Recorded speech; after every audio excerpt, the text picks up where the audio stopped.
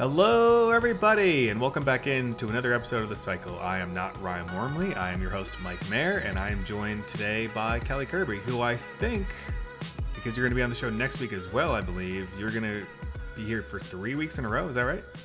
That is correct. I don't know why I don't get my own, two-start pitcher competition at this point, but I'll just keep filling in for you guys.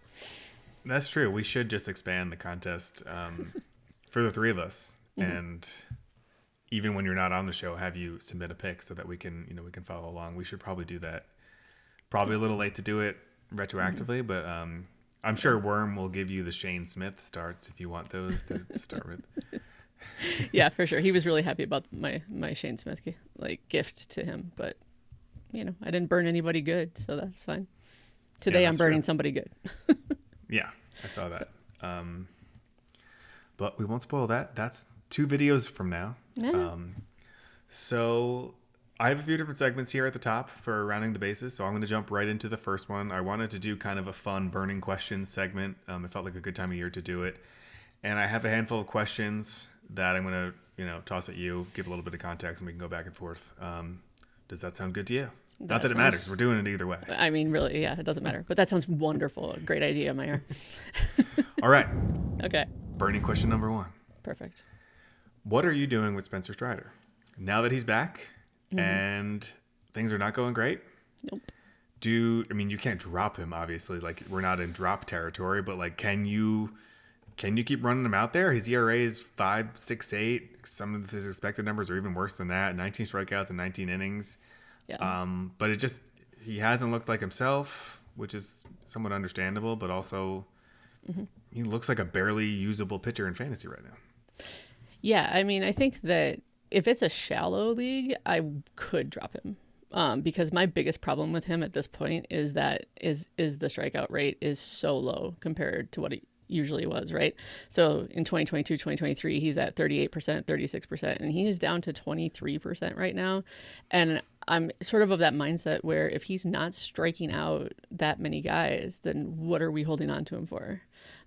That's his, that's one of the best reasons to have him. And I could handle a higher whip. I could handle a higher anything if that strikeout percentage was better, and it's just not.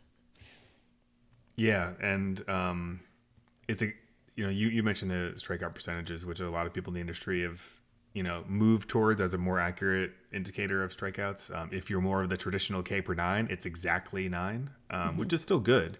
But his career K per 9 is over 13. So it just shows you how far down we are from there. 9 for most pitchers, you'll take that. That's really good. Yes. But for Spencer Strider, it means no bueno. So what about in a roto league, like a standard roto league? Are you still starting him? Let's say in our league where we're in the bottom 2 in the standings and we need everything. We're so bad. Yes. Yeah. No, Are you still starting him in that? No, unless he's got the Rockies and the White Sox lined up in 1 week, if there's one iffy game, I just at this point don't want to run him out there.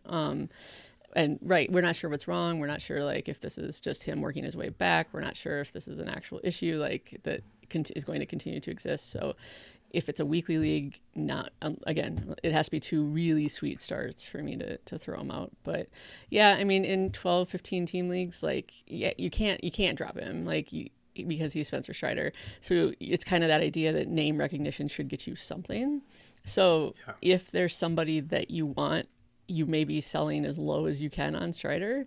But if it helps you right now, then you might as well throw it out there, see if somebody wants him. Yeah, that's I was going to bring that up next. That's kind of the you mentioned name recognition. That's kind of how you would be selling low. You would have to hope that you're selling low, but that low is a little bit higher because his name is Spencer Strider, and you can get maybe fair value for him or something close to fair value. You're not going to get old Spencer Strider value, but you can get a little bit better than his numbers value in return. So I think if I have him, it would pain me to shop him, especially after stashing him for this long. I think I'm still running him out there in Roto and just hoping for the best, because chances are I need him if I stashed him and I used that draft pick on him. And so I'm just putting him out there and closing my eyes. A lesser name is Addison Barger legit? And I'll give you a little bit of context there and not just toss you that question. But he's been really, really good lately. Let's see his numbers on the year.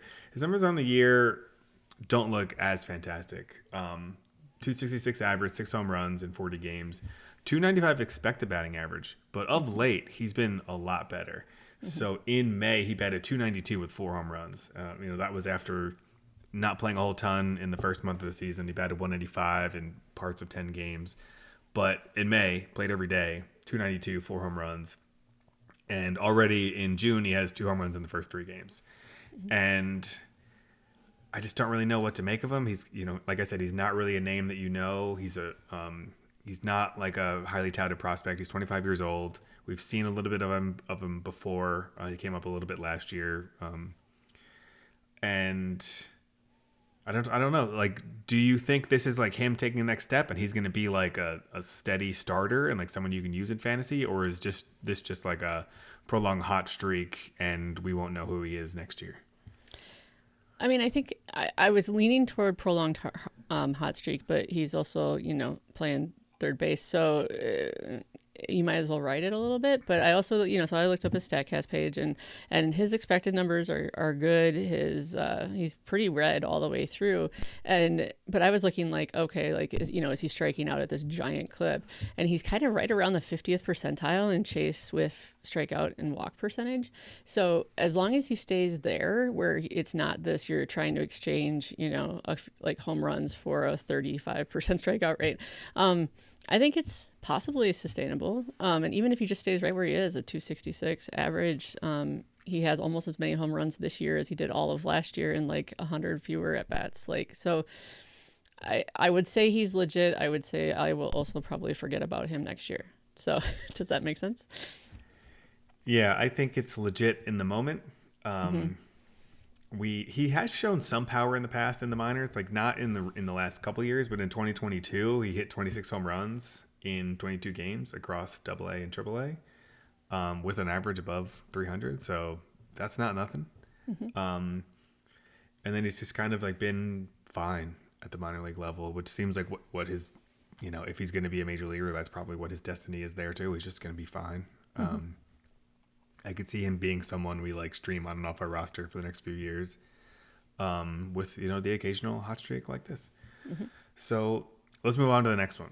Yep. And this next burning question I have for you is this: what the Junior Caminero breakout looks like? And I say this, I like to listen to the CBS guys, not to tout a rival podcast, but I think they do a good job, and I like to listen to them as well. There's room for everybody on my podcast feed. And something they say sometimes is, they're asking if a player is breaking out, and they said, if he is breaking out, this is what it would look like. And so I ask you, for Junior Caminero, with how he's doing right now, he's batting 258 with 14 home runs, 4 stolen bases, and he's been in May batted 276 with 7 home runs. And it just seems like I was a little skeptical coming into the year. It seemed like some people were kind of drafting him at his ceiling, which I hate doing. But so far, looks pretty good. And he is someone who, has some kind of prospect pedigree. He's younger. He's still 21 years old. Oh, he's about to turn 22. So we'll call him 22 years old. Yep. But hitting in the middle of that lineup, again, as you mentioned, third base, where, people really need third base help. And if you drafted Junior Caminero, you're probably feeling pretty good right now, especially with like 5 usable third basemen in fantasy. You're probably pretty happy to have him. Yes. So is this what the Junior Caminero breakout looks like? I mean, I think so. Like this is kind of what we expected, right? Like you said, people were drafting at his ceiling, but like, is this the ceiling? And I think you kind of got him actually a little bit lower than his ceiling if he continues on this path. All I know is that like through most of May, we have our home run contest on our Discord, and it was like I kept asking myself why I wasn't calling Junior Caminero, because it just seemed like he homered every single day, and yet still never called him. So he is definitely hot. I think it's like you said, right, everything else comes into play there. Third base, he's in a pretty. I mean, the Rays are decent at least. So I think he'll just keep hitting, and he's good to have on a roster. Yeah, I think you made a good point there that we don't know what the ceiling is. I don't think this is, especially as a 22-year-old, not 21. I don't think this is the ceiling. I think he has, room to get even better. And so if you're getting this production out of him already, enjoy it. Don't sell high. Just keep riding him. Anyone with a pulse at third base is usable right now. And he has a very good pulse. So enjoy. Yes. Another third baseman. I didn't intend to do all third basemen with these burning questions. I didn't realize that until we started talking. My next burning question is, did glasses fix Max Muncy? Because there's this kind of phenomenon right now where he got glasses to fix, I believe it was a astigmatism. And since that happened, he's been really good. And I think it's a little over a month now. So let's just call it May. This is a guy who always has good power, but his batting average is, sometimes around like 200 if you're lucky. And so you can see in March and April, he batted 194 with just one home run. And since in May, he batted 250 with 5 home runs. And it's a very small sample size in June, but in June, he's batting 308 with 3 more home runs. And people are wondering, is this just the new Max Muncy? Like, was he just having trouble seeing the ball and was just, is this a new version? Or do you think this is just kind of a coincidence and it's, again, it's like a hot streak and, it's not, we have seen this before from Max Muncy. Yes. Where he gets really hot, hits a lot of home runs and, he's fine. That's kind of where the numbers settle. But do you think this is a new Max Muncy or do you think this is just another Max Muncy-like streak? Yeah, I looked up his age, so he's going to turn 35 in August. And for everyone who's younger than 35 out listening, at some point your eyes will just fall off a cliff and you will suddenly not be able to see everything you used to be able to see. And for some people, I think 35 is where that happens. For me, it was like literally the day I turned 41. All of a sudden, I just couldn't read anything, right? So let's give the glasses some credit, and maybe that definitely helped him to adjust back to like seeing the ball better, right? He's also Max Muncy. So I don't think this is going to suddenly fix the batting average. I don't think this is going to suddenly make him not strike out as much. Like, I feel like, he'll be the good Max Muncy for longer, or like these hot streaks will last a little bit longer, but you have got to watch out because I think the bad streaks are still just going to come. It's just a matter of like how infrequently they'll be there now that he can see. So I can actually relate to this, not as when I was 35, I didn't get glasses, but when I was in high school playing baseball, I was a really good pitcher and a really good fielder and like a mediocre hitter. Like I was fast, but I had like no power and my batting average was poor. And I always, especially as you get into high school and you start, seeing like, curveballs and stuff, you're talking to like coaches and other hitters and they talk about like looking at the seams. And I'm like, what are you guys talking about? I can't see the seams. I just see like a white blur. And it turned out I needed glasses.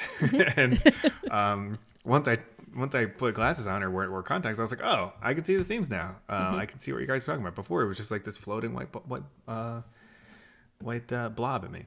It didn't really make me much better of a hitter, but it was fascinating to see the difference. So whenever someone has like a eyesight change like that, it always reminds me of exactly what happened. And now, on this show, that we consider Ranger Suarez potentially the best pitcher in baseball for many reasons. Most of them because he was really good at the start of last year. Right. And so now he started the year on the injured list. He worked his way back. And since coming back, he's been good. And so I ask you this burning question. How back is Ranger Suarez? I think he's back to a top 5 pitcher based on the cycle's recommendations. So, yeah, he looks good. The Phillies are good. He's got 4 wins in the 6 games, and I know that again we don't chase wins, but he puts himself in a position to get them, and and he's just kind of always put himself in a position to get them. I feel like so, yeah. He's back. He's the Ranger Suarez back, I guess. I think that some of his numbers are going to jump up a little bit. Like, there's no way he's going to end up with 2.72 ERA.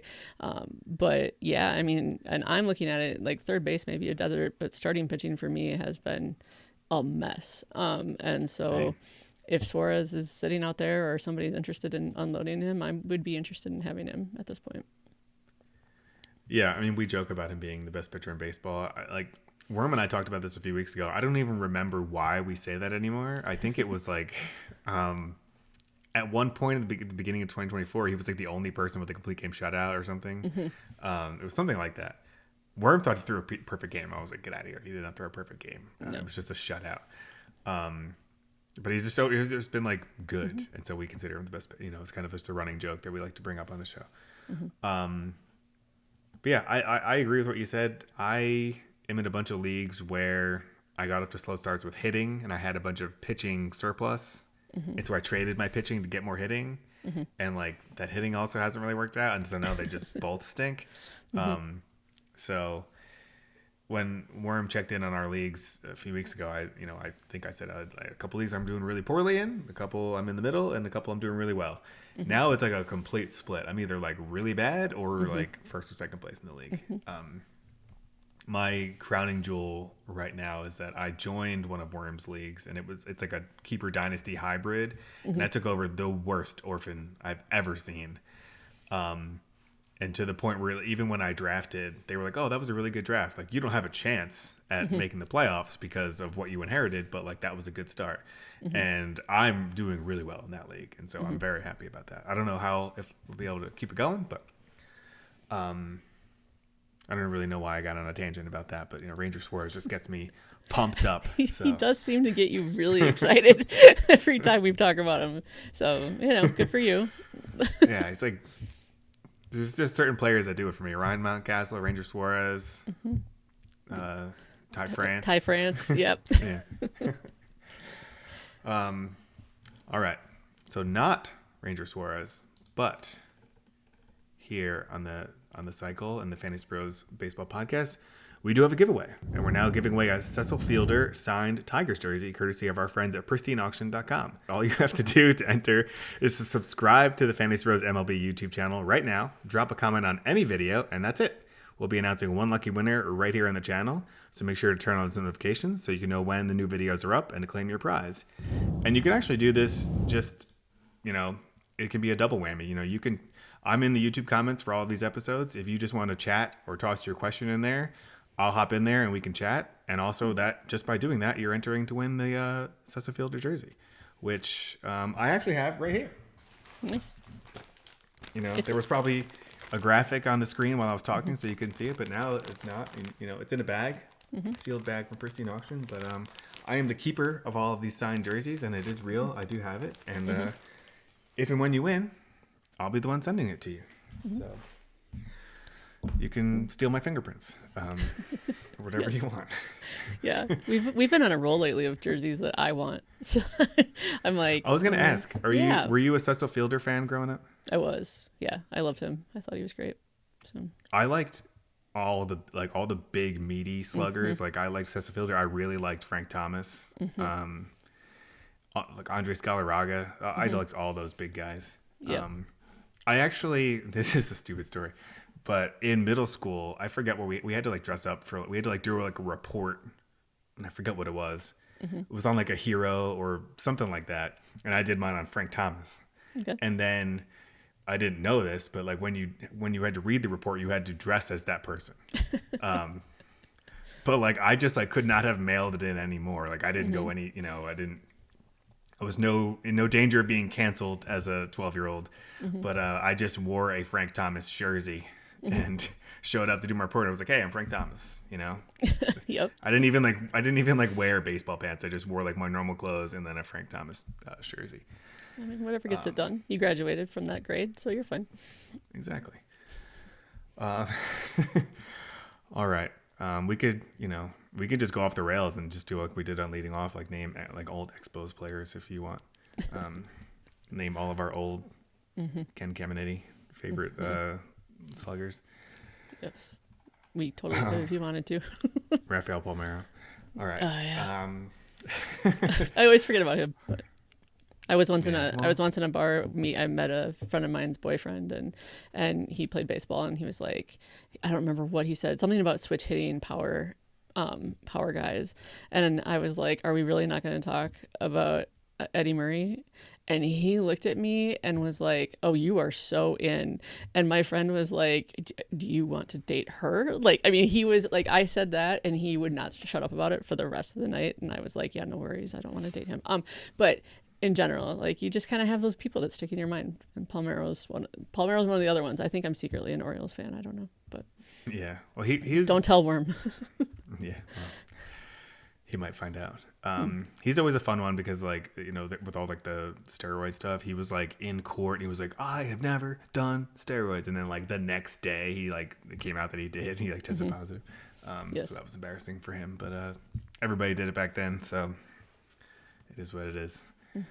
All right, second base. We're off the rails, but we'll get back on here. We'll find it.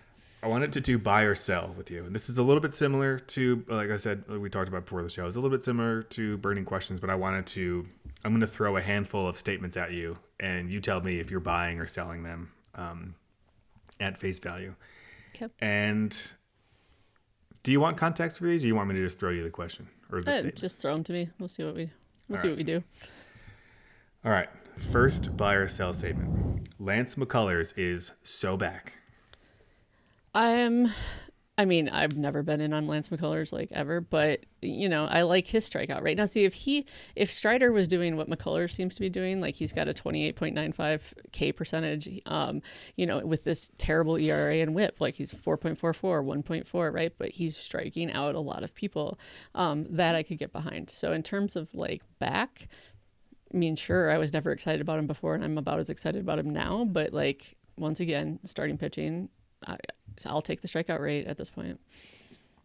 I feel like I rostered him in Dynasty for years and just like suffered through all the injuries and just like had him like taking up an injured reserve slot for so long. I think maybe like this year I finally dropped him, and like now of course he's like back, and like, and he doesn't look great, but he looks like he's like doing things. Like I thought it might be a train wreck when he came back, but he's kind of reinvented himself. He's like throwing that curveball, and 33 strikeouts in 24 and a third innings. So already better than I expected. And I think someone you can pick up in, 12 team roto and deeper.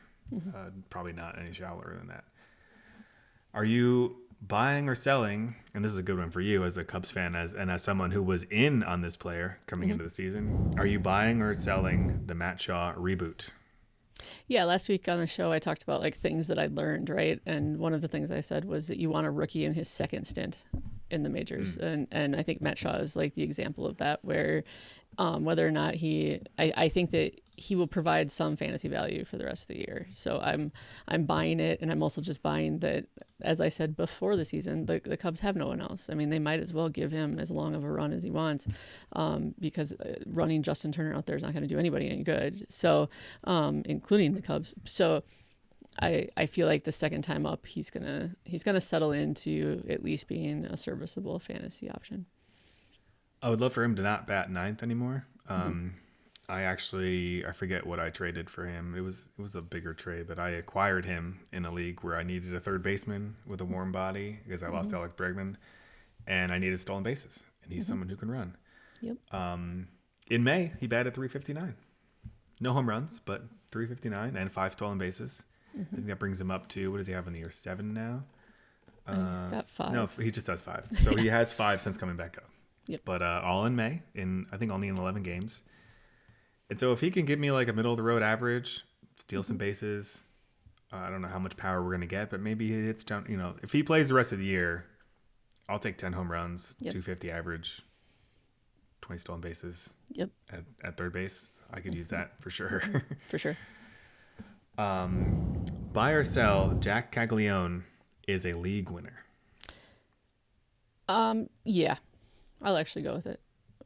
I don't know. What I know is I got really mad during an auction in one of my leagues, and he came up, and I wasn't really like super familiar with him, but it's a thing where if you can draft rookies and they cost you nothing for like a certain number of years, and I know I had gotten outbid but on someone else, like might have been Roman Anthony, like it was absurd. So I was like, I'm getting this guy no matter what. so I just have him. So yeah, I would like him to be a league winner. That would be really helpful for me. But if I just think that he is he's the answer for a lot of power situations. I just really want him to be able to adjust to the hitting, and even his first game going 0 for 5, but man, he hit the ball. Like that thing was jumping. So I'm like, yeah, I think he could bring you home a title. Yeah, it was 0 for 5, but no strikeouts, and it was like 3 or 4 really hard hit balls that just like unfortunately right at people, or he got robbed. Right. It's funny looking at his expected stats. He's only played 1 game, so he's 0 for 5 with a 0 batting average and an expected batting average of 282. So exactly. If you want to look for a really large gap in average to expected average, 0 to 282 is about as big as you're going to see. We've talked about it a bunch on the show. These young hitters come up, and it's not like it used to be where hitters came up and kind of hit the ground running most of the time, or at least more often than not. Now it's extremely common to come up and struggle. Pitching is just so far ahead of hitting right now, and it seems like the gap between AAA pitching and Major League pitching is enormous. Yep. And so even the best prospects just have to adjust, and it takes time. I don't want to say he's the exception, but he does seem like if anyone was going to come up and hit right away, it seems like he might be the one, just with that power. Because he doesn't even, like, in the minors, he was hitting over 300 with all that power. He doesn't even need to do that. He can hit 250, 260, right. And have that power stroke and be incredibly valuable. So I'm also go ahead. Well, I was just going to say, I also think that, like, unlike Roman Anthony, right, like, he just skyrocketed through the minors, and so he hasn't had all this time to get all this hype to, like, come up. It's like, yeah, we're all interested in him, but it hasn't been years upon years of, oh, they have this guy in the pipeline, and someday he'll make it to the majors. And I mean, I guess I don't know if Roman Anthony will ever get there, but just because whatever the Red Sox are doing. But yeah, and so I feel like there's just less pressure on him. Also being in Kansas City, it's just less pressure, and so that sometimes makes it easier, I think, for players to adjust quickly. Yeah, I mean, he was drafted last year, and he's already in the majors. He had his little taste last year of playing in high A, and then, this year he just flew through AA, AAA, and they were like, all right, it's time. But yeah, I think if anyone's going to hit the ground running, it's probably him. And I was going to say before, I'm also of the belief that find out, spend the fab and find out, because the worst that happens is you're wrong and you lost some fab and you have to drop him, or, you trade him. But there are, every now and then, these players who come up and they are league winners. And it kind of looks like Pete Crow Armstrong might be one of those league winners, despite all of my, and I'm not alone, but all the people saying that we can sell high on Pete Crow Armstrong. Apparently not, because apparently he's just really good. Buy or sell MacKenzie Gore is a bona fide ace now.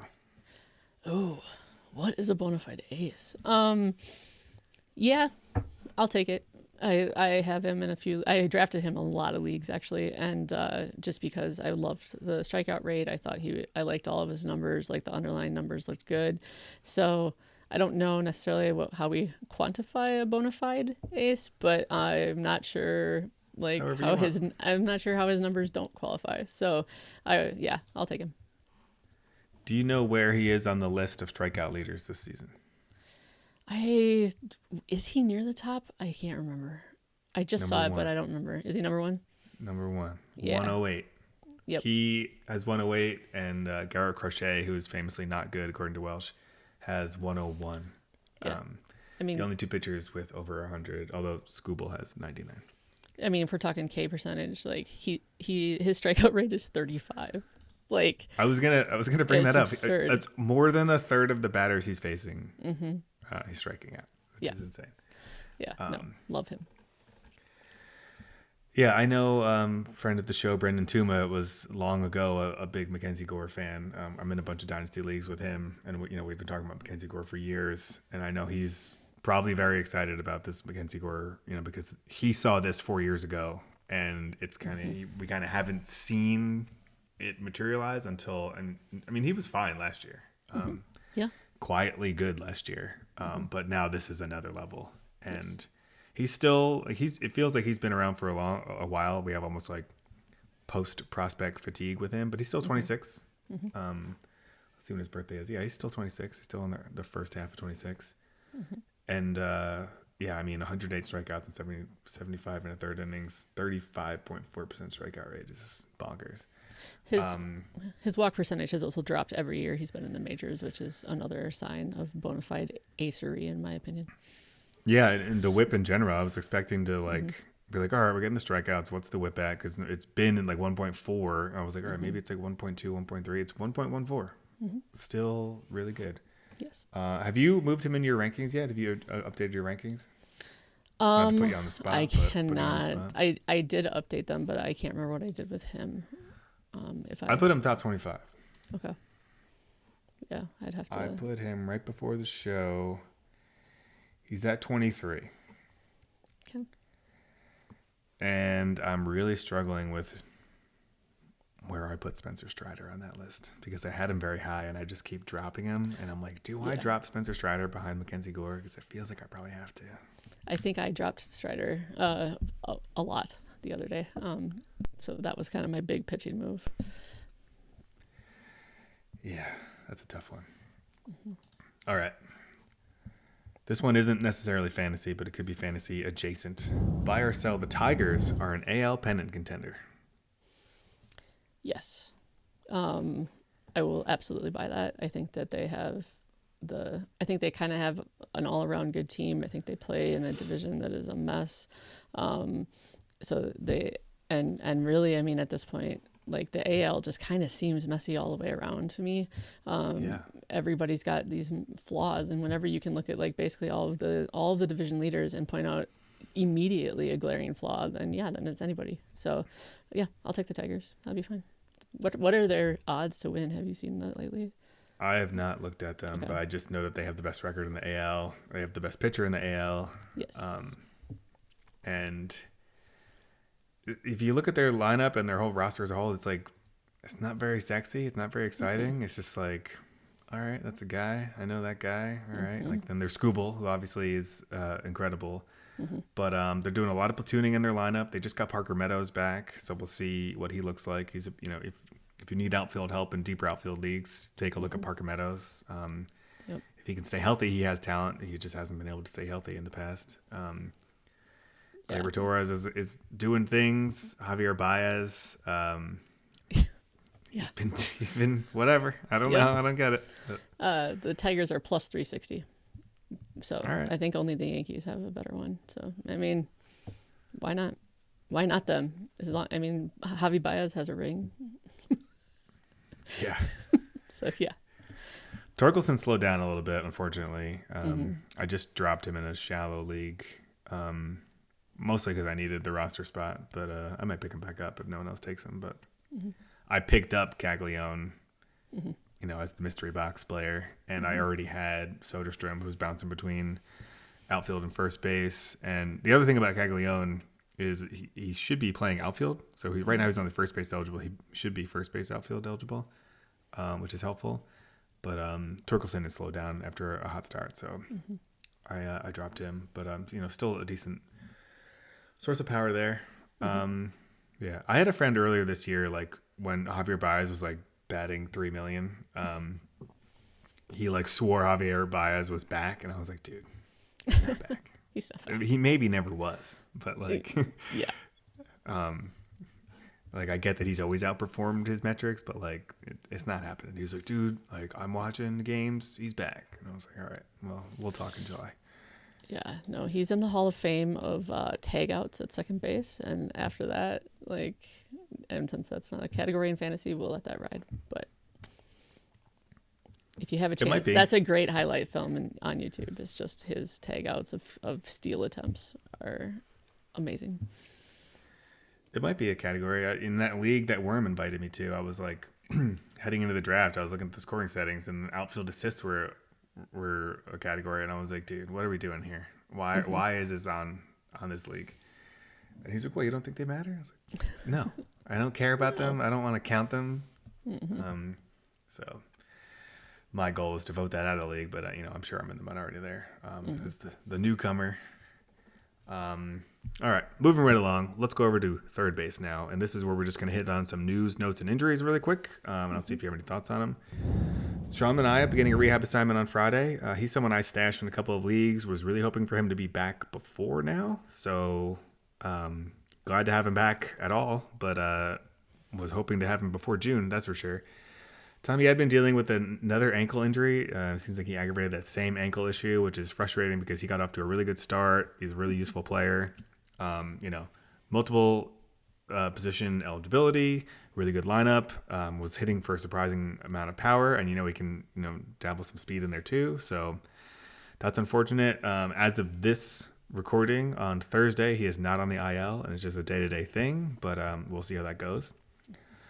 Hunter Greene back to the IL with a strained groin. I promised I would not take a victory lap on Hunter Greene getting hurt, especially because the whole one, you shouldn't do that. But two, my worry the whole time was his arm, and not, but it's been lower body injuries he's dealing with, so it's just kind of like fluke injuries. Whereas I was worried about him throwing 103 miles an hour in the ninth inning. Max Meyer to the IL with a hip injury. To be determined if it's a real hip injury or if it's just a why don't you sit down for 2 weeks, kid, kind of a thing. Because I really like Max Meyer, but he has really not looked good the last few starts. And as has gone this year, it really coincides with me trading for him. So apologies to all of the other Max Meyer managers out there. I had a lot to do with him stinking because I acquired him. Brandon Woodruff just can't get out of this rehab assignment. He was hit by a comebacker during his rehab. He's already stopped and started twice. So I haven't seen any updates about if he's okay. Hopefully he is, but just had to mention that because he already might be in the record books for the longest rehab assignment of all time because he already used the max amount of time and then they shut him down and then they restarted it. And now, I don't know. I like Brandon Woodruff, so hopefully he can come back. His velocity was way down in earlier rehab starts, so brace yourself if he does come back. Shane McClanahan, Shan O'Mac, hoping to return in July or August. I will not hold my breath on that happening. He very famously in our league was injured during our draft. About a minute and a half after Worm took him. Yeah, right after Worm bought him at the salary cap auction draft. We just went around the room watching the video because it was an in-person draft too, so we all got to experience Worm's delight.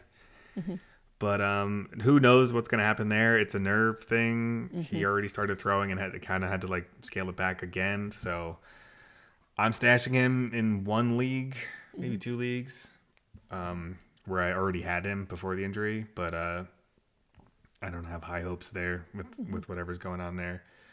And then a real bummer, Pablo Lopez is expected to miss 8 to 12 weeks. That one stings.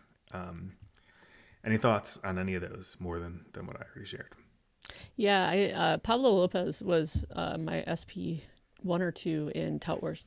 And when we were talking afterwards, I was I wasn't necessarily thrilled about it, but everybody was like, oh, he's so consistent, he's so healthy, and I'm like, right, that was my write-up about him was just hey, you don't know much, but you're going to get this many starts from him, and now you're absolutely not. So I'm a little bit up a river in a bunch of different leagues because I have him, but I was already so far up the river in Tout Wars, it doesn't necessarily matter.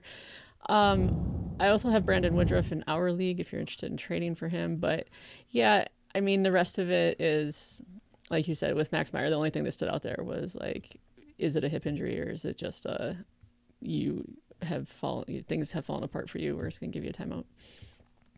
I actually had Brandon Woodruff in another league and I traded him for Xavier Edwards. So I flipped those two for each other while they were both hurt. So it was IL for IL. Now Edwards is back. Woodruff still not. Yep. All right, let's wrap things up with Home Plate, our final of our 4 segments. And of course, we have to mention this anytime it happens because of the name of the show, but someone named Dustin Harris hit for the cycle yesterday in AAA. I will say, as we talked a little bit before the show, I was watching the clips of it. The score was 18-2 when he hit the home run to complete the cycle, and it was off a position player. So it still counts. It's still in the record books. No one can ever tell Dustin Harris that he didn't hit for the cycle in AAA. But he did hit the home run off of a position player who threw a meatball at him. In terms of fantasy relevance, I don't know how much there is. I will admit I did not know who Dustin Harris was before this. It looks like he did get a cup of coffee in the major leagues last year. He played 2 games with the Rangers. And interestingly, in AAA last year, batted .272 with 10 home runs and 35 stolen bases. So he's got a little juice. Mm-hmm. And the year before that, 14 home runs, 41 stolen bases. Dustin Harris can move a little bit. Mm-hmm. But this year, 16 games, batting .200. And that home run for the cycle was his first of the year. But if someone hits for the cycle, we have to mention it. And I will say, we kicked off the season by talking about Carson Kelly hitting for the cycle. And Carson Kelly is having a heck of a year right now. So Dustin Harris, maybe put him on your scout team. See what happens. Exactly. And then the last thing here is something you wanted to mention. You added to it. So why don't you close us out with this last topic? I mean, I think that everyone needs to understand the pet peeve that both you and I have on why they're constantly changing baseballs and they're messing with it. And so Eno Saris, who, does just a ton of work and some interesting work, just tweeted yesterday that there's more drag on the ball this year than any year in the StatCast era. And that's by MLB's own numbers. And so there's just less distance on batted balls. Equally well-hit balls are traveling less this March through May as in past seasons. And every comment on this tweet started off with, can we look at just the balls in Yankee Stadium and Dodger Stadium? And I think that that's a fascinating question. So I'm not a conspiracy theorist, but I just get really annoyed that they continue to mess with the baseball, because I feel like that should be a pretty uniform situation. Like, right? Are we not playing with the same ball? It drives me absolutely insane that we don't know what the ball is going to be like every year. This ball seems fine. Mm-hmm. I get that it's. By the way, for the people who don't know, StatCast era is back to 2016, so it's the last 10 years right now. That's when StatCast started a lot of this stuff, and we've seen 2017, 2019 bouncy balls. 2021 was a bouncy ball year too, where the home runs just flying all over the place. I actually thought at the beginning of this year there was some data that indicated they might be super balls again. They might be super bouncy, and that coincided with the torpedo bats and that phenomenon in Yankee Stadium. As you mentioned, maybe it was just in Yankee Stadium. Not going to be a conspiracy theorist, but that wouldn't be the first time they got caught using different balls in Yankee Stadium by accident. But when Aaron Judge was chasing the record, he just happened to get some Super Balls all the time. So not a conspiracy theorist, but we'll see. But it drives me bananas that the ball is not the same. I hate the bouncy balls because I just want like regular baseball games. I don't need to watch 14 to 12 games every day. I'd rather watch like 5 to 3 games. And it most annoys me, and I know this is like first world problems, but like as an analyst, it's annoying to have to think about this every year. And even, we talk about it on the show, it'll be like, oh, he had a really good year in 2021. Like, oh, right. But like that was a Super Bowl year. So you kind of have to like have a caveat for every year in the past. And like, I almost need like a cheat sheet for like what kind of ball, which year. Like, oh, like he had a good year, but like that was a bad ball. Okay. But yeah, we can close it out there before we rant anymore. So thanks everyone for tuning in. For Kelly Kirby, I am Mike Maher. This has been The Cycle, and thank you for stopping by.